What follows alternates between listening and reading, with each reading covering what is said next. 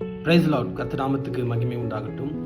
மத்தேயு எழுதின சுவிசேஷ புத்தகத்தில் 16வது அதிகாரத்தில் 26வது வசனம் சொல்கிறது, மனுஷன் உலகம் முழுவதும் ஆதாயப்படுத்திக் கொண்டாலும் தன் ஆத்மாவை நஷ்டப்படுத்திக் கொண்டால் அவனுக்கு லாபம் என்ன என்பதாக வேத வசனம் சொல்கிறது.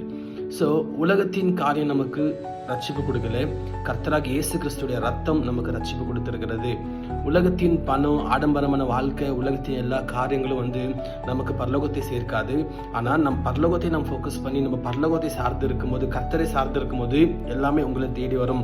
வசனம் சொல்கிறது, முதலாவது தேவனுடைய ராஜ்யத்தையும் நீதியும் தேடுங்கள், பிறகு இவைகள் உங்களுக்கு கூட கொடுக்கப்படும்.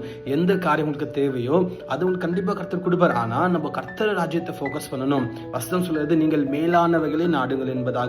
கர்த்தரை நீங்க தேடும் போது உங்க தேவை கர்த்தர் சந்திக்கிறாரு. பணத்தின் தேவையை கர்த்தர் சந்திக்கிறார், நல்ல ஆரோக்கியத்தை கர்த்தர் கொடுக்கிறாரு, சமாதானத்தை கர்த்தர் கொடுக்கிறாரு. கர்த்தரை தேடுங்க, எல்லாமே நன்மையாய் கர்த்தர் பார்த்துக் கொள்வார். வருத்தப்படாதீங்க, கர்த்தர் உங்க கூட இருக்கிறாரு. God bless you. ஆமீன்.